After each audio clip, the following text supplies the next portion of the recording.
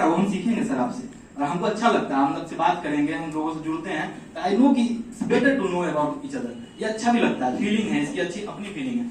लेकिन सर अगर आप सीखना नहीं चाहते, आप आए हो और आप आए एक कान से सुना दूसरे कान से निकाल दिया, कोई फायदा नहीं होगा सर, आपको कुछ भी फायदा नहीं होगा। आप घर जाओगे और आप आकलन करना कि आपके अंदर क्या कमी थी। जैसे कि मैं आपको बताऊं कि मैं सुबह उठता था, मेरी ये रोज की आदत थी, मैं 3:30 बजे उठ ही जाता था, 3 बजे उठा, 3:30 से स्टार्ट कर दिया पढ़ना रोज का, और 3:30 से मैं उठ कर पढ़ता था। और घर में मान लो दिन भर में कोई आए जाए, कुछ भी हो, शादी हो, फंक्शन हो, कितना भी होगा तो रात के 10 बजे तक कंप्लीट हो जाता।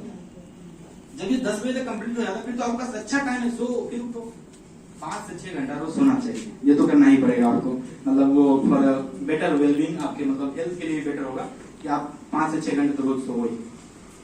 लेकिन 5 से ज्यादा सो रहे हो, आप 10-10 घंटे सो रहे हो, आप 10 बजे सो रहे हो, सुबह के 10 बजे उठ रहे हो, और उठते पहले पबजी खेल रहे हो या फिर कुछ और कर रहे हो, तो आपको समझ में आ जाएगी बात। क्योंकि सर आप आए हो तैयारी करने और आपने इंटरटेनमेंट के तौर पर पबजी को नहीं लिया, और आपने उसको एक अलग फीलिंग ले लिया कि नहीं मुझे ये इसीलिए खेलना है कि उसको हराना है, सामने वाले को, उसने मुझे कल हराया था, तब सर आप रिस्पॉन्सिबिलिटी नहीं लिए। फिर आपने रिस्पॉन्सिबिलिटी एग्जाम का लिया ही नहीं है, तभी आप पबजी खेल रहे हो उस तरह से। इंटरटेनमेंट की तरफ आप कर सकते हो, मैं रोज एक फिल्म देख लेता था, नॉर्मल बात है, आप देख सकते हो, कोई बड़ी बात है, आपने टारगेट फुलफिल किया, फिर फिल्म देखो, आपको जो करना है कीजिए। लेकिन आपने अगर उसको ये सोच करके देख लिया कि उसने एक फिल्म देखी तो मुझे भी 2 करना ही है यार, कुछ नहीं होगा, तो मतलब भगवान ही आपको मतलब बचाएगा फिर।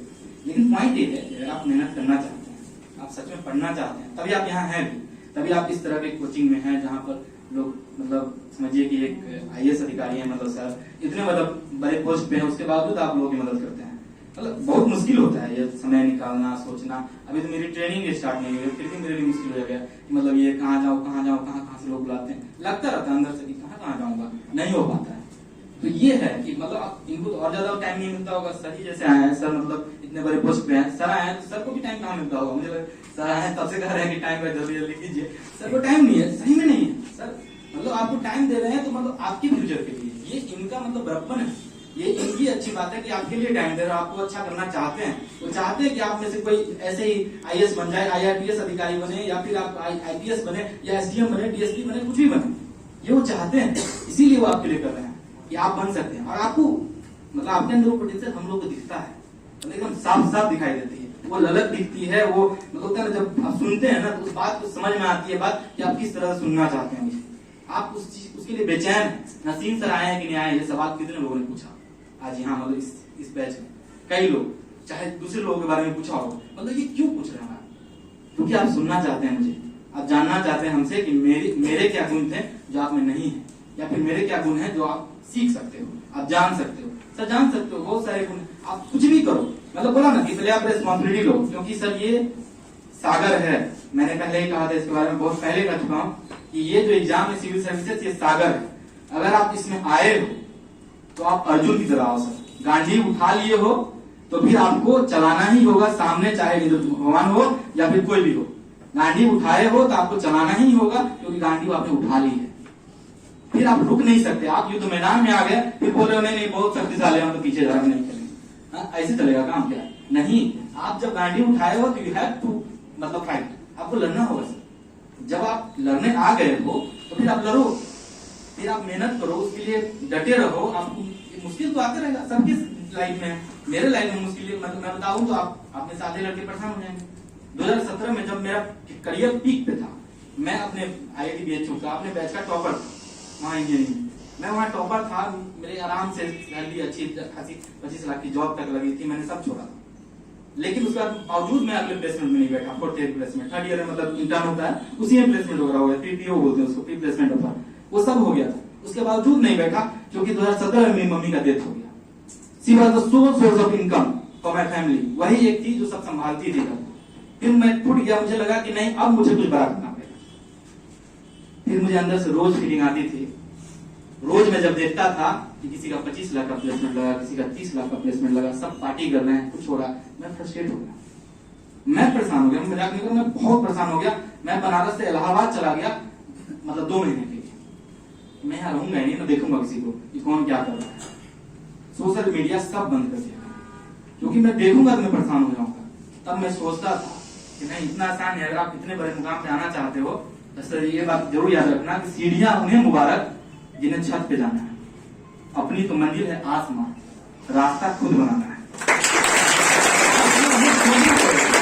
आपको करना पड़ेगा, इन लोगों को करने दीजिए, सीढ़ियां और छत तक जाना है इन लोगों को, हम लोग को खुद रास्ता बनाना पड़ेगा, क्योंकि अपनी मंजिल आसमां है। एसडीएम डीएसपी इतने बड़े ब्यूरोक्रेट बनना है। जब ये सब करना है तो आपको लड़ना भी उसी तरह से करना पड़ेगा। आपको अगर 4 मीटर की 100 मीटर की रेस की तैयारी करनी है आपको, तो सर आपको 150 मीटर की तैयारी अच्छे से होनी चाहिए। उसके लिए अगर आपको लड़ना है, आप उसको टाइम शेड्यूल आपको जो भी अलॉट होगा उसके हिसाब से लड़ना पड़ेगा, लेकिन आप उसके लिए तैयार ही नहीं है।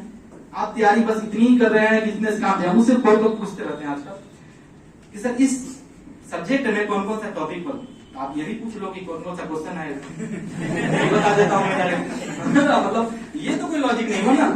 आपको पता है क्वेश्चन कुछ भी पूछते हैं वो लोग, बीपीएससी है, एक आयोग है, कॉन्स्टिट्यूशनल बॉडी है, आपसे कुछ ही पूछ सकते हैं। जब आपको ये पता है सिलेबस में जो लिखा है, चलो हिस्ट्री में पता है कि आपको ये टॉपिक है इसी में से पूछेंगे, लेकिन आपको इकोनॉमिक्स में नहीं लिखा है तो आपको पढ़ना पड़ेगा ना सर। साइंस एंड टेक में लिखा हुआ है कि मतलब आपको कि इसके इम्प्लीमेंटेशन पूछे जाएंगे, इसके मतलब क्या यूज है उसके हिसाब से पूछे जाएंगे, तो फिर आपको वही पढ़ना पड़ेगा ना। लेकिन आप उसके बावजूद भी पूछे जा रहे हो कि सर कैसे करना है, कैसे नहीं करना है। सर आप क्यों कर रहे थे? इतनी बेसिक जानकारी आपको सर खुद ही करना पड़ेगा। आप एनसीईआरटी नहीं पढ़ते, आप मुझसे कहते हो, या बहुत सारे लोग यहाँ हैं जो कहेंगे कि मैंने ये किताबें पढ़ी, मैंने लक्ष्मीकांत पढ़ी है, मैंने वो पढ़ा है, और उसके बावजूद सर मेरा नहीं हो रहा है, मेरा मार्क्स नहीं आ रहा है। क्यों आएगा आपको मार्क्स? अब बीपीएससी ने शुरू कर दिया है ट्रेंड कि पॉलिटी में वो कंसेप्ट बेस्ड क्वेश्चन पूछेंगे। जैसे रूल ऑफ लॉ पूछा था, रूल ऑफ लॉ क्या मतलब है, पूरा कंसेप्ट।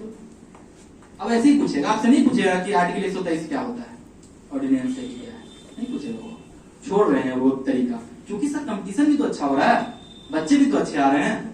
जब बच्चे अच्छे आएंगे तो क्वेश्चन भी तो अच्छा पूछना पड़ेगा उन्हें। जब अच्छा पूछना पड़ेगा तो कंसेप्ट बेस्ड होता है। रटने वाले बच्चों के लिए नहीं होता एग्जाम, ये सब एग्जाम रटने वाले बच्चों के लिए है ही नहीं। तभी 3 स्टेज है सर, प्रीलिम्स, मेंस, इंटरव्यू। आप प्रीलिम्स में फिर भी रट करके पास हो जाओगे, मेंस में नहीं कर सकते। मेंस फिर भी करके इंटरव्यू में आपको पकड़ ही लेंगे, फिर कहाँ जाओगे? तो आपको तो पास पूरा करना है ना। ऐसा तो है नहीं कि प्रीलिम्स पास कर लेता आपको कोई और नौकरी लग जाएगी, नहीं एसडीएम में, चलो इसको कुछ और बना देते हैं। ऐसा तो है नहीं सिस्टम में। आपको जब ये है ही नहीं तो आपको जब पूरी तैयारी करनी है तो you have to fight for it. आपको लड़ना भी उसी तरह से पढ़ना पड़ेगा। तो फिर उसके लिए आप तैयारी कीजिए, उसके लिए आप एकदम तैयार रहें। और आप समझिए कि मैं क्या बोलूं कि मैं बहुत सोचता था कि मैं कभी बच्चों के बीच जाऊंगा, उनको कहूंगा कि आप ऐसे पढ़ो वैसे पढ़ो। फिर मैं सोचता हूँ कभी कभी कि आपको बेसिक बात में अगर बताने चला हूँ, मुझे कभी मुझे फील होता है, मुझे ही फील होता है ये कि मैं किनको बता रहा हूँ। भविष्य के ब्यूरोक्रेट हमारे सामने बैठे हुए, भविष्य के अधिकारी हैं, आईएएस पीसीएस अधिकारी लोग आप बैठे हुए हैं, और आपको मैं ये बताऊं कि आपको कितने घंटे पढ़ने हैं। मैं कभी नहीं पूछा किसी से। मुझे याद है मेरा बहुत सारे आईएएस ऑफिसर से मिलना हुआ है। सौम्या पांडे जी, रैंक 4 आईएएस अधिकारी, उनसे मेरे एक बार मिलना हुआ था। उनसे बहुत सारे लोग अलग अलग सवाल पूछ रहे थे, कौन सी किताब, कितना देर, क्या नहीं, क्या पूछते हैं लोग, पता नहीं क्या। मैंने उनसे बस यही पूछा था कि मैम कोई किताब पढ़ता हूँ, हिस्ट्री पढ़ रहा हूँ, बोर हो जाता हूँ, क्या करूँ? उन्होंने बोला स्विच कर दो सब्जेक्ट। हिस्ट्री पढ़ रहे हो, बोर हो गए, ज्योग्राफी उठा लो। ज्योग्राफी पढ़ रहे हो, 10 मिनट ही पढ़े, बोर हो गए, इकोनॉमिक्स उठाओ। आप स्विच करते जाओ सब्जेक्ट को। आप ये लाइव में भी देख लो, ये नॉर्मल बात है, सही बात है। आप देख लो, ये शर्ट नहीं अच्छा लग रहा है, स्विच करो, चेंज दिस, अच्छा लगेगा, फिर फीलिंग अच्छी आएगी। आपको ये कुछ कुछ भी पसंद नहीं आ रहा है, आप स्विच कर दो। कुछ नहीं कर सकते हो, मतलब ये आपको देखना पड़ेगा। आपको कुछ भी अच्छा नहीं लग रहा है, जस्ट स्विच करो। मोबाइल पसंद नहीं है, चेंज दिस। आपको यही तो करते हो, बोर होते हो तो आप ऐसे ही कर सकते हो, यही तरीका है। आप जैसे कि आप लोग बोलते हैं टारगेट बेस्ड आपको पढ़ाई करनी है, जैसे 4 चैप्टर पढ़ने हैं, 4 चैप्टर किसी भी टॉपिक के पढ़ सकते हो ना आप।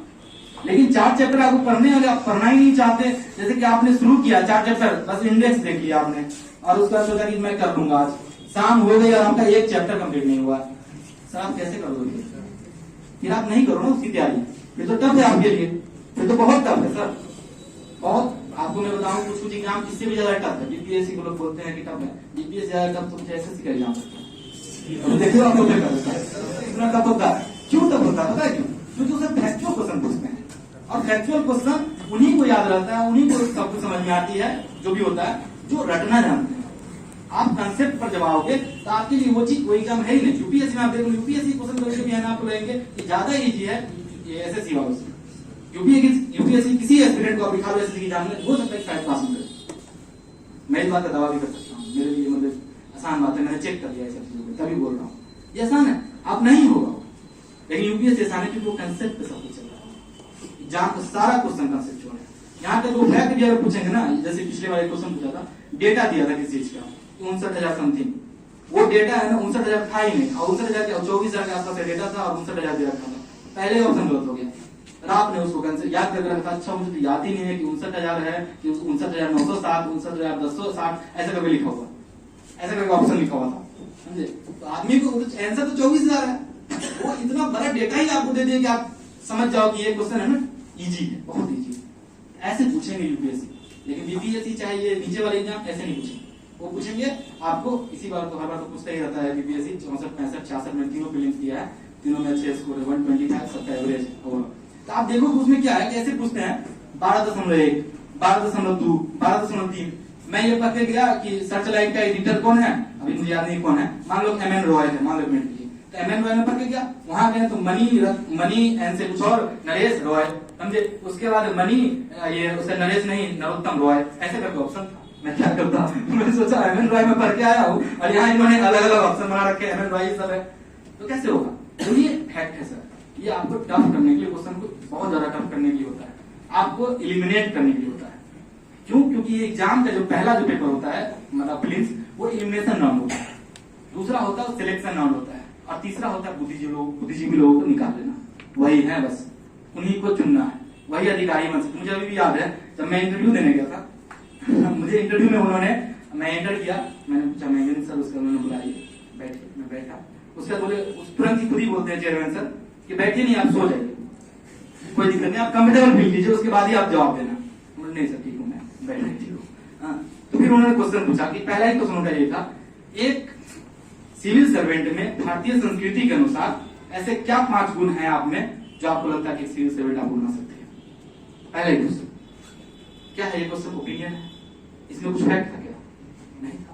आप वहां जाकर के ऑनेस्टी, ये वो पता नहीं क्या क्या लोग बोलते हैं, ये इंटीग्रिटी, ये सब बोलने लगे, तो क्या क्वेश्चन को समझिए, क्वेश्चन क्या बोल रहे हैं? भारतीय संस्कृति के हिसाब से, समझ लो, भारतीय संस्कृति के हिसाब से अगर आपके अंदर क्या होगा, आपने अगर बोल दिया अहिंसा, आप हिंसा नहीं करोगे, तो भारतीय संस्कृति में कहां से सीखे आप?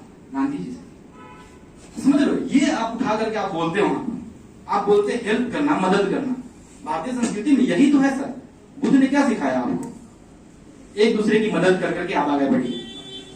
आपको क्या सिखाया बुद्ध ने? बीच का मार्ग चुनिए। क्यों बीच का मार्ग चुनिए? एक्सट्रीमिस्ट मत बनिए। आप ये मत सोचिए कि आपको टॉप पे जाना है, या फिर आप ये मत सोचिए कि आपको लिस्ट से बाहर ही आ जाना है।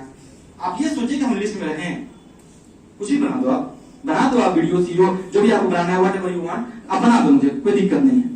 लेकिन आप पहले ही यही सोच लेते हो कि एसडीएम बनना है, या फिर आप एकदम लिस्ट से बाहर, ये मन में चलता रहेगा ना जब तब तो आप फेल करते हो, तब तो आप परेशान हो, एनेक्जाइटी रहेगी तो फिर अच्छे से पढ़ नहीं पाओगे, तो फिर परेशानी बढ़ जाएगी। ये नहीं करना है, ये सब आपको पता है सर। वो जब मैंने उन्हें बताना शुरू किया वो खुश हो गए बहुत ही ज्यादा। अंत में क्वेश्चन पूछा उन्होंने कि ध्यान नहीं आ रहा, मतलब अलग अलग टाइप के क्वेश्चन पूछे थे, फिर आपने कुछ और क्वेश्चन पूछा कि हाँ आप, मैंने जब मास्क हटा दिया था, आपकी मूछें नहीं आई है, आपकी दाढ़ी नहीं आई है, और मतलब मुझे नहीं लगता है कि आप एक जिले को अगर आपको संभालने को मिला जिसकी आबादी लगभग बिहार में लगभग 35 लाख एवरेज आबादी है, उसको आप संभाल पाओगे।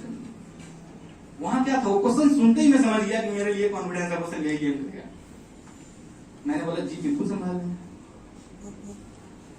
बोला कैसे, प्रूव कीजिए इसको। मैंने बोला जब मेरी उम्र कम है तो सबसे ज्यादा सीखने का मौका सिर्फ मुझे ही मिलेगा, और सिर्फ सीखने का नहीं, सबसे ज्यादा सेवा करने का मौका भी मुझे मिलेगा। अगर मैं यहाँ बनता हूँ तो अभी भी सबसे ज्यादा मैं ही सेवा करूंगा ना 60 साल में। जब मैं सबसे ज्यादा सेवा करूंगा तो सबसे ज्यादा सीखूंगा मैं, और मैं ही सबसे ज्यादा उसमें ये आपको एक्सपीरियंस ले पाऊंगा, तो मैं इस चीज को समझ जाऊंगा। फिर बोला कि प्रूव नहीं हुआ ये चीज।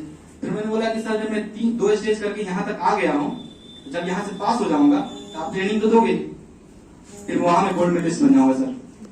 फिर मैं सीख लूंगा सबसे अच्छा, फिर मैं सबसे अच्छे तरीके से चला लूंगा जिले को। फिर हमको बोलते हैं लास्ट में ठीक है ये इंटरव्यू हो जाओ, आप जाइए जिला संभालिए, यही बोल कर उन्होंने मुझे जिला किया। निकलते मुझे फीलिंग आई कि अब तो देना पड़ा, मुझे लगा कि अब लिस्ट क्लियर है, लिस्ट में तो आ ही जाऊंगा, एटलीस्ट इतना मुझे समझ में आ गया था उसमें। तो ये होता है सर, ये आपके कॉन्फिडेंस को चेक करते रहते हो आप देखिए कि मुझसे मेरा इंटरव्यू 29 मिनट का हुआ था, जबकि इंटरव्यू उस दिन लगभग 10 मिनट का एवरेज 4 दिसंबर का इंटरव्यू मेरा था। 29 मिनट का मेरा इंटरव्यू हुआ, सबका लगभग 10 मिनट 12 मिनट एवरेज था। क्यों 29 मिनट हो जाता है सर आपका इंटरव्यू? जब when someone finds interest in you, जब लगता है कि ये बच्चा है स्पेशल, जब उनको लगता है स्पेशल है, या फिर ये लगता है कि ये बच्चा बहुत ही खराब है, इसके मजे लेते बैठ कर, वो बोर हो गए इतने देर में इंटरव्यू लेकर के, मुझे लगा कि नहीं अब मजे लेने का समय आ गया, अभी नहीं चले जाते। ऐसा होगा तब, या फिर ऐसा होगा तब।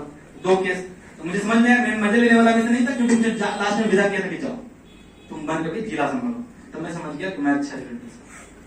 तो वो क्यों हो जाता है मुझसे? आपको मैं हमेशा कहता हूँ